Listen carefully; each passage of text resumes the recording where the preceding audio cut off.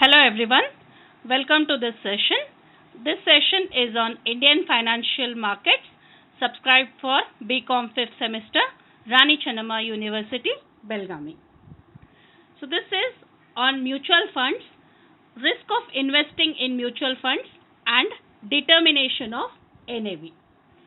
So in the last class, we have seen the types of mutual fund schemes, different types of mutual fund schemes we have studied.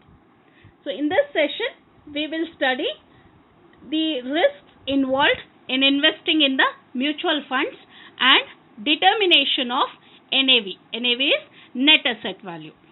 The students will be able to understand the risk involved in investing in mutual funds and determination of NAV. So coming to risk involved in investing in mutual fund, so ಬಹಳಷ್ಟು risks ಇದಾವೆ mutual funds ಅಲ್ಲಿ. Advantages definitely advantages ಇದೆ. Saving ಆಗ್ತದ, liquidity ಆಗ್ತದ, returns ಬರ್ತದ, ಅವ್ರ future planning ಆಗ್ತದ, ಸಾಕಷ್ಟು ಅಡ್ವಾಂಟೇಜಸ್ ಇದ್ರೂ ಕೂಡ ಮ್ಯೂಚುವಲ್ ಫಂಡ್ಸ್ ಅಲ್ಲಿ ಇನ್ವೆಸ್ಟ್ಮೆಂಟ್ ಮಾಡಬೇಕಂದ್ರೆ ಕೆಲವೊಂದು ರಿಸ್ಕ್ ಕೂಡ ಇದೆ. ಸೊ ಆ ರಿಸ್ಕ್ ಯಾವುವು ಅಂತ ನೋಡೋಣ. First one is market risk. Market risk ಅಂತಂದ್ರೆ ಇಲ್ಲೇನಾಗ್ತದ, ಒಂದು ಮಾರುಕಟ್ಟೆ ಏರಿಳಿತದಿಂದ, ಅಲ್ಲಿ ಪ್ರೈಸ್ಗಳ ಏರಿಳಿತದಿಂದ, ಒಂದು ದರದ ಏರಿಳಿತದಿಂದ ಅಲ್ಲಿ ರಿಸ್ಕ್ ಅನುಭವಿಸುವಂತ ಒಂದು ಚಾನ್ಸಸ್ ಇದೆ. ಹೂಡಿಕೆದಾರರು ಒಂದು ರಿಸ್ಕ್ ಅನ್ನ ಅನುಭವಿಸ್ತಾರೆ. ಪ್ರೈಸಸ್ ಏರಿಳಿತ ಆದಾಗ ಅಲ್ಲಿ ಆ ಪ್ರೈಸಸ್ ಏರಿಳಿತದಿಂದ ಮಾರ್ಕೆಟ್ ರಿಸ್ಕ್ಸ್ ಆಗಿ ಹೂಡಿಕೆದಾರನಿಗೆ ಅಥವಾ ಇನ್ವೆಸ್ಟರ್ಗೆ ರಿಸ್ಕ್ ಆಗುವಂತ ಚಾನ್ಸಸ್ ಇದೆ. Coming to scheme risk. Scheme risk ಅಂತಂದ್ರೆ ಸಪೋಸಿಂಗ್ಲಿ ನಮಗೆ ಗೊತ್ತಿದ್ದಂಗೆ broadly two types of schemes are there. ಒಂದು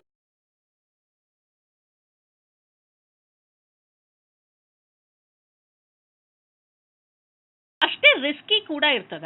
ವೆರಸ್ ಡೆಟ್ ಸ್ಕೀಮ್ಸ್ ಅಲ್ಲಿ ರಿಟರ್ನ್ಸ್ ಕಡಿಮೆ ಇದ್ರೆ ನಮಗೆ ರಿಟರ್ನ್ಸ್ ರೆಗ್ಯುಲರ್ ಆಗಿ ಬರುವಂತ ಒಂದು ಚಾನ್ಸ್ ಇರ್ತದೆ.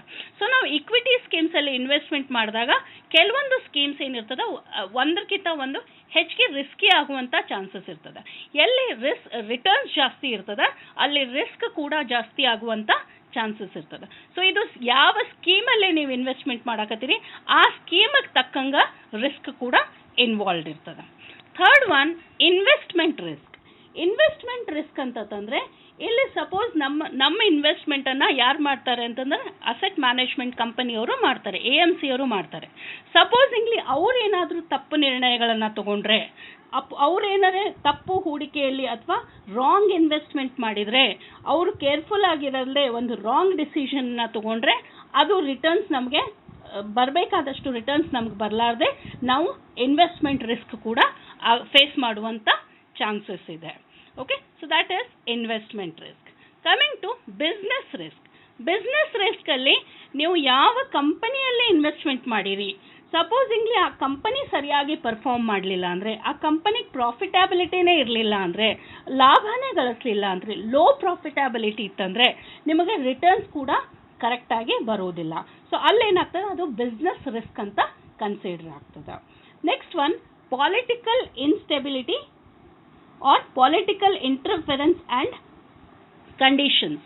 ಓಕೆ, ಸೊ ಯಾವುದೇ ಆದ್ರೂ ಕಂಪನಿಯಲ್ಲಿ ಅಥವಾ ಯಾವುದೇ ಒಂದು ಇನ್ಸ್ಟಿಟ್ಯೂಷನಲ್ಲಿ ಪೊಲಿಟಿಕಲ್ ಇಂಟರ್ಫೆರೆನ್ಸ್ ಇದ್ದರೆ, ಅಂದರೆ ಒಂದು ಏನಂತಾರೆ ರಾಜಕೀಯ ಹಸ್ತಕ್ಷೇಪ ಇದ್ದಾಗ ನಮಗೆಲ್ಲರಿಗೂ ಗೊತ್ತಿದೆ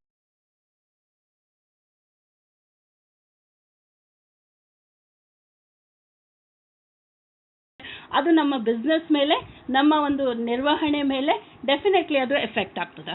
ಸೊ ಇಲ್ಲಿ ಕೂಡ ಸಪೋಸಿಂಗ್ಲಿ ಪೊಲಿಟಿಕಲ್ ಇಂಟರ್ಫರೆನ್ಸ್ ಬಹಳಷ್ಟು ಇದ್ದಾಗ ಮ್ಯೂಚುವಲ್ ಫಂಡ್ ಒಂದು ಟ್ರಬಲ್ ಬರ್ಬೋದು, ಅವರು ಕೂಡ ಪ್ರಾಬ್ಲಮ್ಸನ್ನು ಫೇಸ್ ಮಾಡುವಂಥ ಚಾನ್ಸಸ್ ಇದೆ. Next one unsuitable for short term investments. So mutual funds ಯಾವಾಗ್ಲೂ ಯಾವುದೇ ಇನ್ವೆಸ್ಟ್ಮೆಂಟ್ ಫಾರ್ ದ್ಯಾಟ್ ಮ್ಯಾಟರ್, ಯಾವುದೇ ಇನ್ವೆಸ್ಟ್ಮೆಂಟ್ಸ್, ಇವು ಶೇರ್ಸಲ್ಲಿ ಇನ್ವೆಸ್ಟ್ಮೆಂಟ್ ಮಾಡಕತ್ತೀರಿ ಅಥವಾ ಡಿಬೆಂಚರ್ಸಲ್ಲಿ ಇನ್ವೆಸ್ಟ್ಮೆಂಟ್ ಮಾಡಕತ್ತೀರಿ ಅಥವಾ ನೀವು ಮ್ಯೂಚುವಲ್ ಫಂಡ್ಸಲ್ಲಿ ಇನ್ವೆಸ್ಟ್ಮೆಂಟ್ ಮಾಡಕತ್ತೀರಿ, ಇವತ್ತರ ರಿಟರ್ನ್ಸ್ ಯಾವಾಗ ಬರ್ತದೆ ಅಂದರೆ ಒಂದು ಲಾಂಗ್ ಟರ್ಮ್ ಇನ್ವೆಸ್ಟ್ಮೆಂಟ್ ಆದಾಗ ಮಾತ್ರ ಇವತ್ತರದ್ದು ರಿಟರ್ನ್ಸ್ ಬರ್ತದೆ. ನೀವು ಶಾರ್ಟ್ ಟರ್ಮ್ ಇನ್ವೆಸ್ಟ್ಮೆಂಟ್ ಮಾಡಿದಾಗ ಅದ್ರ ರಿಟರ್ನ್ಸ್ ಅಷ್ಟು ಪ್ರಾಫಿಟೇಬಲ್ ಆಗಿ ಅಷ್ಟು ನಿಮಗೆ ಫಲದಾಯಕ ಆಗಿ ಬರಂಗಿಲ್ಲ. Right, so these are unsuitable for the short term investments. Next one is inflation risk. Inflation ಆದಾಗ ಡೆಫಿನೆಟ್ಲಿ ಈಗ ಫಾರ್ ಎಕ್ಸಾಂಪಲ್ ನಿಮ್ಮ ಮ್ಯೂಚುವಲ್ ಫಂಡ್ ಗೇನ್ 5% ಇದೆ, ಬಟ್ ಕಾಸ್ಟ್ ಆಫ್ ಅದೇ ಟೈಮಲ್ಲಿ ಕಾಸ್ಟ್ ಆಫ್ ಲಿವಿಂಗ್ ಕೂಡ 2% ಇನ್ಕ್ರೀಸ್ ಆಗಿದೆ. ಸೊ ನಿಮಗೆ ರಿಟರ್ನ್ ಬಂದಿದೆ ಎಷ್ಟು? ಬರೀ 3%, ರೈಟ್? ಸೊ ಇನ್ಫ್ಲೇಷನ್ ಆಯ್ತಂದ್ರೆ ಅದ್ರ ಜೊತೆ ಕಾಸ್ಟ್ ಆಫ್ ಲಿವಿಂಗ್ ಕೂಡ ಜಾಸ್ತಿ ಆಗ್ತದೆ. ಕಾಸ್ಟ್ ಆಫ್ ಲಿವಿಂಗ್ ಜಾಸ್ತಿ ಆದಾಗ ನಿಮ್ದು ಟೋಟಲ್ ರಿಟರ್ನ್ ಏನಿದೆ ಅದು ಡೆಫಿನೆಟ್ಲಿ ಕಡಿಮೆ ಆಗುವಂಥ ಚಾನ್ಸಸ್ ಇದೆ. Next one, interest rate risk. Interest rate risk ಅಂತಂದರೆ ಸಪೋಸಿಂಗ್ಲಿ ನೀವು ಯಾವುದೋ ಒಂದು ಬಾಂಡ್ಸನ್ನು ತೊಗೊಂಡಾಗ ನೀವು ಒಂದು ಸಾಲದ ಮೇಲೆ ಬಾಂಡ್ಸನ್ನು ತೊಗೊಂಡಿರ್ತೀರಿ. ಆ ಸಾಲದ ಮೇಲೆ ಬಾಂಡ್ಸನ್ನು ತೊಗೊಂಡಾಗ ಆ ಬಾಂಡ್ಸನ್ನು ರಿಡೀಮ್ ಮಾಡಬೇಕಂದ್ರೆ ನೀವು ಸಾಲಕ್ಕೆ ಬಡ್ಡಿ ಕಟ್ಟಬೇಕಾಗ್ತದೆ. ಸೊ ಆ ಬಡ್ಡಿ ಸಪೋಸಿಂಗ್ಲಿ ಹೆಚ್ಚಿಗೆ ಆದಾಗ ನಿಮಗೆ ಆ ಬಡ್ಡಿ ಕಟ್ಲಕ್ಕಾಗಲಿಲ್ಲ ಅಂದರೆ ನೀವು ಆ ಬಾಂಡ್ಸನ್ನು ರಿಡೀಮ್ ಮಾಡ್ಕೊಳಕ್ಕೆ ಬರೋಂಗಿಲ್ಲ, ಅಂದರೆ ರೀಪರ್ಚೇಸ್ ಮಾಡ್ಕೊಳಕ್ಕೆ ಬರೋಂಗಿಲ್ಲ. ಸೊ ಅಲ್ಲೇನಾಗ್ತದೆ ಅವ್ರ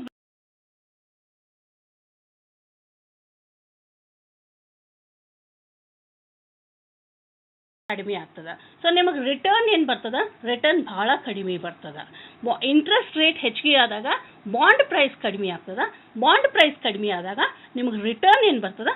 that is very very less. That is known as interest risk. Next one is currency risk. Currency risk ನಮಗೆಲ್ಲರಿಗೂ ಗೊತ್ತಿದೆ. ನಾವು ಫಾರಿನ್ ಕರೆನ್ಸಿ ಜೊತೆ ಡೀಲ್ ಮಾಡಿದಾಗ ಕರೆನ್ಸಿ ಎಕ್ಸ್ಚೇಂಜ್ ರೇಟ್ ಏನಿದೆ ಅದು ಹೆಚ್ಚು ಕಡಿಮೆ ಆದಾಗ ಡೆಫಿನೆಟ್ಲಿ ಒಂದು ರಿಟರ್ನ್ ರಿಸ್ಕ್ ಏನಿರ್ತದೆ ಅದು ಹೆಚ್ಚು ಕಡಿಮೆ ಆಗುವಂಥ ಚಾನ್ಸಸ್ ಇರ್ತದೆ. Okay, yes. Next one is, yes, ಇದು ಇಂಟ್ರೆಸ್ಟ್ ರಿಸ್ಕ್, ಕ್ರೆಡಿಟ್ ರಿಸ್ಕ್ ಆಯಿತು. Next one is management risk. Management ರಿಸ್ಕಲ್ಲಿ ಏನಾಗ್ತದೆ? ಸಪೋಸಿಂಗ್ಲಿ ಒಂದು ಕಂಪನಿಯ ಮ್ಯಾನೇಜ್ಮೆಂಟ್ ಏನಾದರೂ ತನ್ನ ಒಂದು ಇನ್ಎಫಿಷಿಯನ್ಸಿದಿಂದ ಏನಾದರೂ ಪ್ರಾಬ್ಲಮಲ್ಲಿ ಫೇಸ್ ಆಯಿತು, ಅಥವಾ ಮ್ಯಾನೇಜ್ಮೆಂಟ್ ಚೇಂಜ್ ಆಯಿತು, ನಿರ್ವಹಣೆಯಲ್ಲಿ ಏನೋ ಲೋಪದೋಷಗಳಾಗಿ ಏನೋ ಒಂದು ತಪ್ಪು ನಿರ್ಣಯಗಳನ್ನು ತಗೊಂಡ್ರೆ ಅದರಿಂದ ಏನಾಗ್ತದೆ? ಮ್ಯೂಚುವಲ್ ಫಂಡ್ಸ್ ಮೇಲೆ ಅಥವಾ ಶೇರ್ ಪ್ರೈಸಸ್ ಮೇಲೆ ಇಫೆಕ್ಟ್ ಆಗ್ತದೆ. ಶೇರ್ ಪ್ರೈಸಸ್ ಮೇಲೆ ಇಫೆಕ್ಟ್ ಆದಾಗ ಅವ್ರ ರಿಟರ್ನ್ಸ್ ಕಡಿಮೆ ಆಗ್ತದೆ. ಅವ್ರ ರಿಟರ್ನ್ಸ್ ಕಡಿಮೆ ಆದಾಗ ಡೆಫಿನೆಟ್ಲಿ ಮ್ಯೂಚುವಲ್ ಫಂಡ್ ರಿಟರ್ನ್ಸ್ ಕೂಡ ಕಡಿಮೆ ಆಗ್ತದೆ.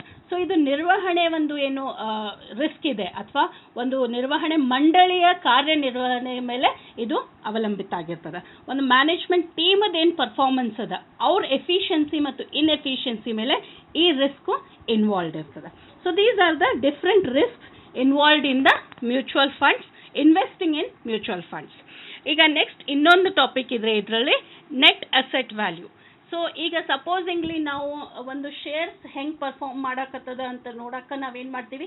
ಅರ್ನಿಂಗ್ ಪರ್ ಶೇರ್ಸನ್ನು ಕ್ಯಾಲ್ಕುಲೇಟ್ ಮಾಡ್ತೀವಿ, right?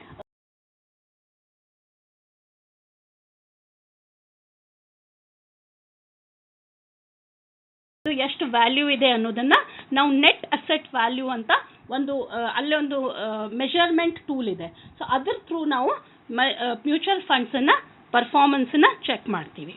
So performance of a particular scheme of mutual fund is measured by net asset value.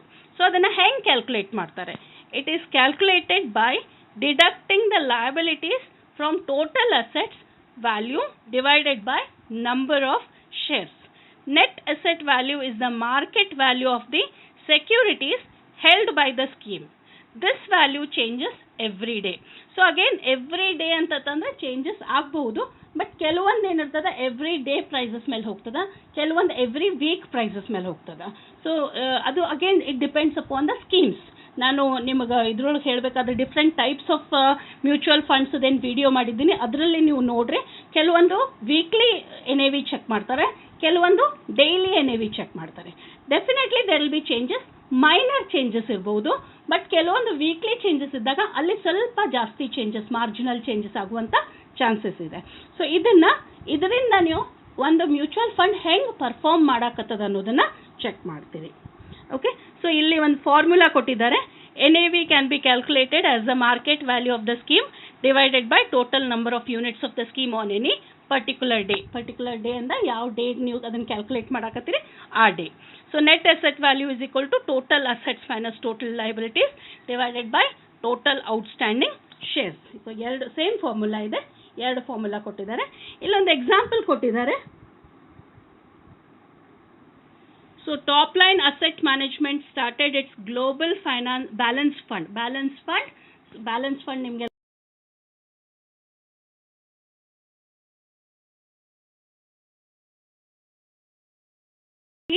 with 50 million in capital. Following are the details of funds assessment and liabilities at the end of first year. So the fund initially has 2 million shares. Okay, andre 200,000 shares, 2 million shares. It issued new shares and redeemed some old ones during the year, such that its outstanding shares at the end are 2.2 million. Find the fund's net asset value. So ಇಲ್ಲಿ local equity ಕೊಟ್ಟಿದ್ದಾರೆ, global equity ಇನ್ thousands ಕೊಟ್ಟಿದ್ದಾರೆ, local bonds, global bonds, US treasury, preferred stock, cash, management fee and accrued expenses. So ಇಷ್ಟು data ಕೊಟ್ಟಿದ್ದಾರೆ. ಇದನ್ನು ನಿಮಗೆ just ಒಂದು example ಥರ ನಾನು ಕ್ಯಾಲ್ಕುಲೇಟ್ ಮಾಡಿದ್ದೀನಿ. ಇನ್ನು ಹೆಚ್ಚಿಗೆ ಎಕ್ಸಾಂಪಲ್ಸನ್ನು ಕ್ಲಾಸಲ್ಲಿ ಪರ್ಟಿಕ್ಯುಲರ್ ಕ್ಲಾಸಲ್ಲಿ ಟೀಚರ್ಸು ಕ್ಯಾಲ್ಕುಲೇಟ್ ಮಾಡಿ ನಿಮಗೆ ಎಕ್ಸಾಂಪಲ್ಸ್ ಮಾಡಿ ಕೊಡ್ತಾರೆ. ಸೊ ಇದು ಸೊಲ್ಯೂಷನ್ ಬಂದುಬಿಟ್ಟು ಈಗ ಹಿಂಗೆ ಬರ್ತದೆ. So total equities, global equity, local bond, global bond, treasury, US treasury, preferred stock, cash. So ಇಲ್ಲಿ ಬಂದುಬಿಟ್ಟು ಟೋಟಲ್ ಅಸೆಟ್ ಇವೆಲ್ಲಾನು ಟೋಟಲ್ ಮಾಡಿದ ಕೂಡ 61,000 ಬರ್ತದೆ.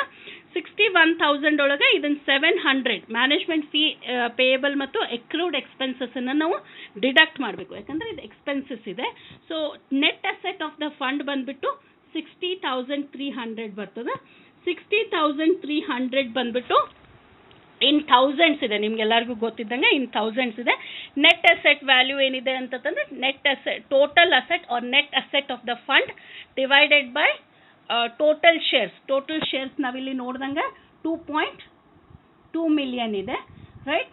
ಸೊ ಇದನ್ನೇ ಸೇಮ್ ಫಿಗರನ್ನು ಇಲ್ಲಿ ಹಾಕಿದ್ದೀವಿ.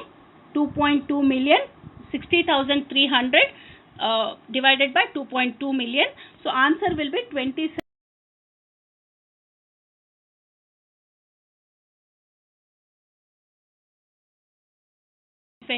If the investors intends to surrender them. ಅಂದರೆ ಸಪೋಸಿಂಗ್ಲಿ ಅವನು ಮಾರಾಟ ಮಾಡಬೇಕು ಅಂತಂದರೆ ಅದು ಎಷ್ಟಾಗ್ತದೆ, 27.41 ಅಲ್ಲಿ ಅದು ಸೆಲ್ ಆಗ್ತದೆ.